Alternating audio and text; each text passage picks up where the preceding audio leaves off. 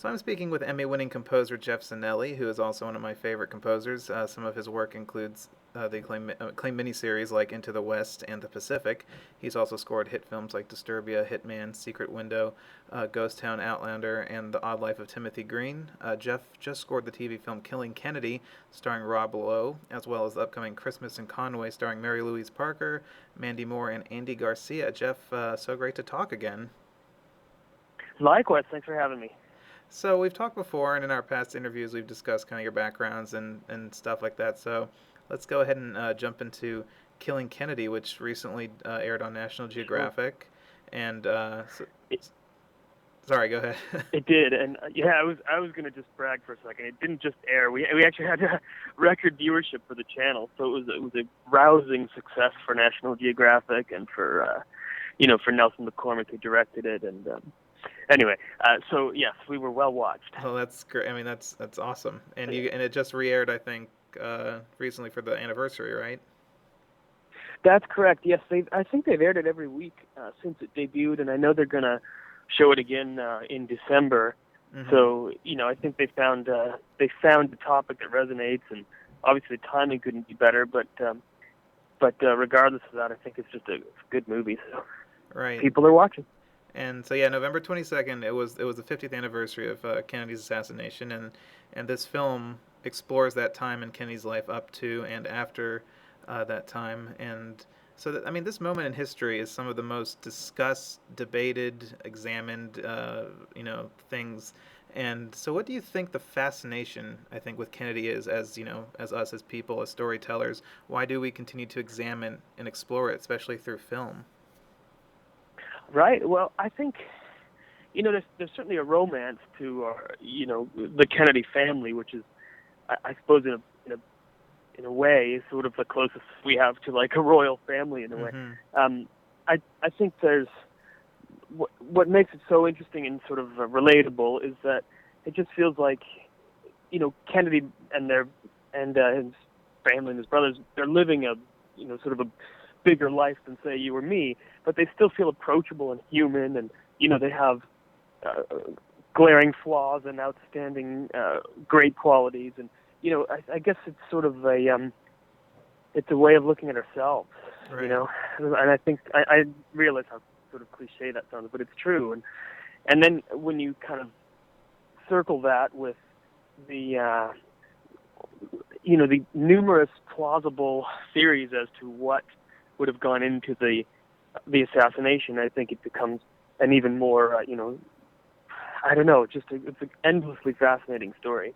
But I'm sure most of the people who watched the show were not sure when they tuned in whether or not it was going to go into the various conspiracy theories, and that was sort of outside the scope of a 90-minute program. Mm-hmm. But I think the sense that I'm getting, a lot of people are saying it's refreshing to watch a show about Kennedy that doesn't go into that. So I suppose in some bizarre way they're just presenting the official truth of what happened, Mm-hmm. and people are actually just happy to see that for a change. So is the film is told through, is it his point of view? Well, and no, it's actually it's sort of a parallel story. It's telling as much Lee Harvey Oswald's story as Kennedy, Mm-hmm. and so you're following their I guess the various milestones in each of their lives, and in some ways they sort of contrast with each other and are sort of synchronous. You know what I mean? There's while Kennedy is running for president, Lee Harvey Oswald is trying to renounce his citizenship, and then they're both having children at the same time, and then so it's really a sort of a contrasting story of two completely different people who are on this collision course. And we all know how it ends, and just the way we knew how Titanic ended too. Right. But what's interesting about it is how do you tell the story? Mm-hmm. So it's not necessarily through Kennedy's eyes. It's actually more through the audience's eyes. Just we're watching Oswald and we're watching Kennedy on this sort of on the collision course. Mm-hmm. So what attracted you as a composer for the story? What kind of musical opportunities did you see, and what did you end up taking for the story? Right. Well, the main thing was the Oswald story, Mm-hmm. because I thought, well, this is a really unique challenge, because if I say to you, I'm scoring a movie about a misunderstood loner who just wants people to listen to him and take him seriously and respect his big ambitions, and he wants what's best for the country, you're hearing a totally different story than the Lee Harvey Oswald story. Right. So what's interesting to me is, how do I play, really one of the biggest villains in American history without creating some sense of sympathy for the character? That's obviously not the goal. Mm-hmm. The goal is to just tell the story. So I thought, well, that's a huge challenge. How do I go and do that, and how do I make it, emotional, but you're not taking his side. Right. Do you know what I mean? That would be obviously a gigantic mistake in how to present a story like this. So that was the main thing. I thought, well, this is a character that's just so, this person actually existed, and how do you go in and kind of create musically the noise that's in that guy's head? That's what attracted me. But you didn't want to villainize him. Did you try to villainize him or no? Well, no, and I'm really cautious. I also didn't want to humanize him, because that's not the right word. Right, It's yeah. because as soon as you do that, you become, you really run the risk of being sympathetic. Mm-hmm. I was trying to, I don't know the word. I was trying to be like genuine to his story. Right. Because this is a twisted person, but he was self-righteous. He absolutely convinced himself that he was doing the right thing. Right. He thought he'd be let off the hook when everybody realized just what a great thing he did for the country. He thought that. Mm-hmm. So, this is a twisted mind, but at the same time, you're also not making a horror movie, because this is a true story. This happened. Right. So that's I guess that's the way I would describe it. And I suppose the approach I ended up taking really was to be like a little bit more, I want to say, like intellectual with how I played his music. Right. Because like I'm saying, I was avoiding trying to tell the viewer how to feel emotionally about the character, and instead going, this is the person, this is his methodical precision, this is his thought process. And to me, that means you got to get right inside his head. Mm-hmm. You can't just play the surface of the picture. You have to play what is, really, truly, what is the noise that guy hears when he tries to fall asleep at night. Wow, that's fascinating. Just the whole kind of psychological approach. Yeah, and you have to, sometimes we have to go and get dark. Right. So to put yourself, did you really have to put yourself in kind of that mental state to kind of understand his character? Well, I would say probably not to the extent that the actor Will Rothar had to play the part. Because he actually really did have to commit to being sympathetic to that guy's story. Right, and I had a conversation with him, and you hear his interviews, and he had to take a different approach. But I would say, I'm not immune to the material. You know what I mean? I'm working on something like this. It's dark. It really is cerebral, and it's sort of exhausting, and it does get under your skin, and it does keep you up at night, or at least it does to me. But at the same time, look, I know that if I play the wrong chord, nobody dies. There's much less at stake than what was actually happening. With someone who would go and murder the president. Mm-hmm. But it's still, it does affect you, and you carry it with you when you're in a project. But by the way, we probably talked about this during the Pacific too. Very similar in that regard. It's, obviously I didn't go and fight a war, but you're trying to honor a true story, and in fact, so many of the people who lived this story, whether they were just regular, citizens or people who knew Kennedy, are still around. So, you can't go and, you don't want to go and be disrespectful, but you are trying to, bring that story into 2013 for, always conscious of the fact that for some people, this will be the first movie they ever see about Kennedy. Right. So.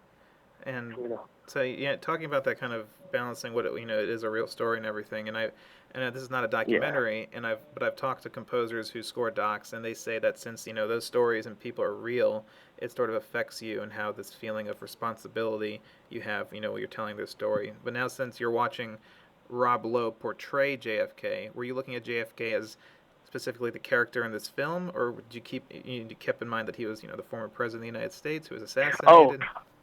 As a family. right. I see what you mean. I suppose I would say I was thinking of it as the character in this film, Mm-hmm. and the reason I say that is because Rob, I thought he did something very brilliant. He didn't just go and do a JFK impression and Right. read the lines in that accent. You know what I mean? He just went, this is the essence of the character, or really specifically, this is the essence of the story we're telling about this character, and he played that. Mm-hmm. And of course he does the accent, and of course he does, all of that, but it goes so far beyond that, Right. Right. So to me, I always think you're scoring the film, you're telling the story that's there. And obviously you can go and dive and dig around for subtext, but I wasn't really gonna handcuff myself to, the mythology of JFK outside the scope of the movie. Right. Well, really, actually, to put it more succinctly, in both Lee Harvey Oswald and JFK's music, the goal was to play the man, not the myth. Yeah. At all times, really. And that's actually the other thing people say, aside from, that we didn't dive into the conspiracy side of this event. People say they're really surprised at just how, I hear people say the word intimate, but, personal the story actually is. There's a lot of interaction with JFK and Jackie. There's a lot of interaction with Lee Harvey Oswald and Marina, his wife. And it's becomes really in depth about who the people were, who were, the key players. Mm-hmm. So, I just thought that was another interesting thing. We think of it as this enormous event, which it was, but it also happened to, down at the essence of the story, it's about two people, not the entire country. But of course, it has enormous impact on, world history really, but of course American history. Absolutely, and it's a fascinating exercise, I think, for you as a filmmaker and a storyteller and everyone involved. I think that's what film is for, And absolutely, definitely. And so, trying to now to kind of switch gears pretty radically, you're also kind of the other side of the spectrum. You're scoring ABC's Christmas in Conway. I am. All right. So. Well, look, I'm a rangy guy. But it's also, it is really nice to sort of, I don't know what the word is. I always like that I get to shift gears, and I've been very, very lucky in that regard. I get to put on a new hat every couple of months. No, so. Absolutely, and I think it's your versatility. I mean, you can do something as touching and brilliant as Odd Life, and do something heavy and emotional like Pacific, or in this case, Killing Kennedy and Christmas in Conway, which airs December 1st on ABC. That's right. So now Christmas movies are in a genre of their own. We're getting into that time of year and everything. Does the term Christmas movie affect your creative process at all? Does that idea of Christmas influence your writing, or are you kind of just like, okay, this is the story, this is the characters, it doesn't matter if it's Christmas, Easter, or whatever, I'm just going to score it as it were? Right. Well, where I started with the score for Christmas in Conway was just that. I said, this is actually a story, very touching story, about a terminally ill woman whose husband, as a gift to her, builds a Ferris wheel in the backyard, and because she's not immobile now, and Mm-hmm. and to me that's the story, and forget Christmas for a second, and I think I got as far as I could with the score, doing it that way. And then at a certain point, you go, okay, everyone's decorating their lawn, and everybody, Right. you got to maybe sneak some of that in. But I was reliant as much as possible on the setting and the look of the film to do Christmas, because to me that wasn't necessarily what the story's about. But yes, you're going to hear a few nods here and there toward Christmas. I guess it's inevitable. The little bells and Yeah, yeah, I suppose it is. especially with those movies, I think there's a fine line between really getting kind of, you know, emotionally sentimental or kind of overly uh, saccharine and schmaltzy. Is it difficult to kind of make sure you don't tip over into a little bit kind of melodramatic, overdoing it type phase? Yeah, yes, a lot actually, and that is always the danger with that. And I think I was relying pretty heavily on my experience with Odd Life of Timothy Green, where Right. you know, you would be surprised how well, you probably wouldn't because you're very smart about film music, but I think most people would be very surprised at just how little it takes to cross that line. Mm-hmm. It's it's such a subtle thing, and so you know, I did my best with Christmas in Conway to not get melodramatic, but there are moments when you don't really need music where you think you might because there's a performance and in the acting or something where you just don't have to go in and start making a comment. Right. Um, and that's probably the main way you can avoid melodrama is to just not play. But there are other times when you just have to try to do everything with as light a touch as you can, and well, that's certainly what I tried to do. It remains to be seen if I succeeded. Well, I mean, it has a great cast, and it's It does, one of yeah. those perfect times of the year to for a movie like that. And um, but you've also, so you've done these two films which were made for television. And they premiered on television, which is a different format than a theater. Sure. Does that, like, do you have to consider commercial breaks, acts out, and stuff like that, kind of like a TV series, or does that kind of not apply to a movie? You just kind of make it, and they just fit it to their format. Well, yes, there's a little bit of sort of logistics or something because I do know where the commercials are going to be, and I don't, Mm-hmm. so I would kind of tailor the cues a little bit. But I have to say, you do notice the way certain movies are made, and something like Kennedy or Into the West, if you want to go way back, you Right. don't the act breaks don't feel like so. I don't know the word. They feel more filmic. You know what I mean? Like both of those True. projects, or the Pacific certainly. I think you could have run the Pacific in a movie theater if it were if it were only 2 hours long instead of 10. Because it just feels like a film. And I do think there's just a difference in styles of filmmaking. Sometimes you see a movie made for television that is just committed to being a movie that's made for television. In the case of Kennedy, though, we have international versions where they don't run commercial breaks, Hmm. and so in fact, actually, for the Geoff Zanelli completists out there, there exists two versions of the film. So they would be written across as opposed to having an act out. So that's Wow. like a whole other thing. But the show was designed to work that way, which is why I don't think the act breaks in Kennedy they don't feel as much like an act break. Right. I Right. think you'd find Christmas in Conway is a little more chaptered, and it does feel like that, and it's just a different style of filmmaking. So Right. Right. yeah, So congratulations on those two projects. Those are thank you. two big accomplishments. But I also wanted to, before we end, to touch on The Lone Ranger, which is my favorite movie of the summer, and I know you had a very big role in it. Oh, great. And I did. unfortunately, it was a big news story for the wrong reasons, but I loved it. And I think your arrangement of the William Thank Tell you. Overture is superb.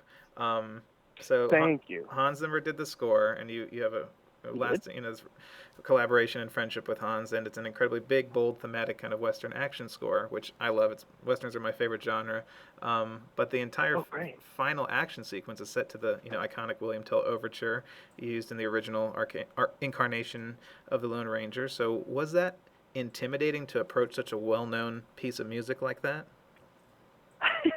Well, I'm laughing because it should have been, but it wasn't. I don't know how to say this really. Because here's the thing, like, I worked on it for a long time, and Gore had called me and said, why don't I build you a studio right next to my cutting room, and let's work on just the finale for, weeks, really. And Uh-huh. so I did that. I was, sharing a wall with him, and I'd go over there, and we'd go back and forth all the time about it and start kind of developing a sonic world and and just really assembling the sequence, because it's a mammoth task, and it's probably the most tightly synchronized piece of music I've ever done. So there's a lot of nuts and bolts in there. So, but I have to say I approached it with a certain amount of recklessness that I thought was appropriate, and that's sort of emboldened by having Gore as a director, because he's fearless. He's a little bit left of center. He still makes movies that are accessible to huge amounts of people, but he can take you to places that I don't think other directors can do, especially in like a big blockbuster movie. Absolutely. And that's what resonated with Pirates. Everybody went, "Where did that come from?" Right. That was supposed to be a movie based on a ride at Disneyland, and it turned into one of the biggest franchises we have. Absolutely. So this was the fifth movie I've done with him, by the way. So it was like, and with Jerry Bruckheimer too. So it's it was sort of like getting the band back together with Hans and Jerry and Gore.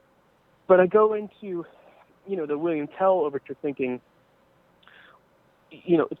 we're gonna wait until the end of the movie to really play this tune. We kind of hint at it throughout the movie, but when we finally get there, okay, we know how to start. We're just going to start exactly as written, right? Right. But it only takes about 8 seconds before it has to deviate, and so then you've still got 12 minutes and 48 seconds to go. So it was a lot of. I mean, we tried everything. We were moving the piece of music is actually very modular. It's all really 2-bar phrases the whole way through, and so we were just rearranging them like mad, really, and going, well, where can we put that one? Where does it work? Where doesn't it work? And it was really just a very long process of trial and error, plenty of error, and then it just started to kind of gel. And it was a strange thing, because it felt like it was nowhere near finished until the day it was done suddenly. Do you know what I mean? Like it was. Right. It took a certain amount of wrangling. And the way I put it to people in the film was, it's like moving the Golden Gate Bridge 2 inches to the left, because it does. As soon as you start moving any of the sync in that piece, things start to crumble, and we were always going for like, it should feel absurdly synchronous to the picture. There was always the word absurdity was floating around a lot during Lone Ranger, and it was one of the name of one of the early pieces of music Hans was writing. Right. We were trying to go and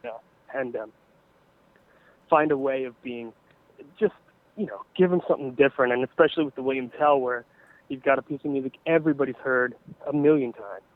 So we've got to reinvent it. We've got to go and take it somewhere.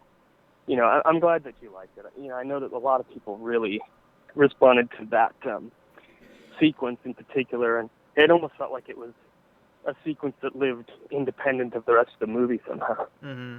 And it was because because the way Gore, makes his action sequence, I kind of compare it to kind of the Maelstrom sequence at the end of Pirates 3. It's just this big, almost like an orchestrated dance, and it's like just for the filmmaker and me, it's just feeling it keep on going and building and building and building. And you talk about moving the Golden Gate Bridge. It's just it's one big moment, like huge piece, and so it was just fantastic. Yeah. So but also you're trying to work in the soundscape of Hans's score. So did you really have to kind of make it feel part of the world that Hans created, that for the Lone Ranger, that sound? Well, I would say I did, but not at first, because actually, if you're looking at the timeline of things, I was starting on the finale of Lone Ranger before Hans was ready to start writing the score, so I was already kind of building that sequence out. And what ended up happening is, I knew, well, we're gonna have a theme for this, so I was, not to be technical, but I was sort of just putting in a placeholder, because I needed Hans to write the tune. You know what I mean? But I knew we were gonna jump out of the William Tell here, and I knew we were gonna try this and try that. So what actually happened was I had built the structure of the piece, and then would start going, putting in like the silver theme, for instance, makes a huge appearance at the end when he catches the bullet, and so once that went in, then this is the thing: you put it in, and all of a sudden it feels like two different pieces of music. So now you've got to go back through the beginning parts of it, and so yes, I did at some point apply the sound of the rest of the score. I think you're wrong not to, but but that was not day one. And does that make sense? Yeah, absolutely. And but I think you mentioned that. So did you do kind of like a sketch first, and then Gore went and because you made it really tailored it to the sequence? Did he shoot it, and then did you come back and kind of tighten it to make it fit more? Yes, that's right. Actually, I sort of left out a whole chunk of time. About a year before the score was ever written. In fact, it was before they shot the movie. What Gore started doing, because he has to do it too, he had to map out that whole sequence. Right. He did what's called an animatic, where he had a very rough CGI version of the entire scene. Now, and he had me take the William Tell. In fact, actually, what happened was I think the animatic was only about 8 minutes long or 9, and they were trying to just sort of roughly, with the music editors, kind of chop in the William Tell Overture, and obviously they found out, well, there's only about 2 minutes of it that everybody associates with the Lone Ranger's theme, right, and you can't just loop it. Yeah. So I got a call, really, a year before, it was long before they even shot the movie, and Gore said, do you think you can help? And so I did a certain amount of pre-planning, but, that all goes out the window when you shoot the actual movie, because, for one thing, it becomes longer and everything's sort of grander and epic, and, when I say, like, we're in sync, frame by frame, well, but now the sequence is, just stretched out. That means a whole lot to the music. Right. So it really was a do-over at a certain point. But we at least were, that I would call that like a proof of concept. We're going, does the William Tell Overture work here? And I think if I were to ever dig up that piece, I would think it was probably more adherent to the original William Tell Overture at that point. And then, as we get deeper into it, obviously we had our new, themes that Hans had written that needed to be incorporated. So. Right. Well, it's a grand film. It's big. It's just and it's not bad. I don't know why that has spread all around the internet and everything. Thank you for saying that. And I agree with you totally. I know anyone who's listening to this, if you're a fan of Leone, of those big westerns, it's a must see. It's on Blu-ray December 17th. So you gotta give it a chance. Everyone needs to give it a chance. I was really surprised. I have to say, I still believe it's a good film. So. It is. Well, Geoff, thank you for chatting today so much. It's been great to catch up and talk about your recent projects, and it's always a pleasure and an honor. Likewise, thank you, and I think we shall have plenty to talk about next year, so I look forward to speaking again. Absolutely.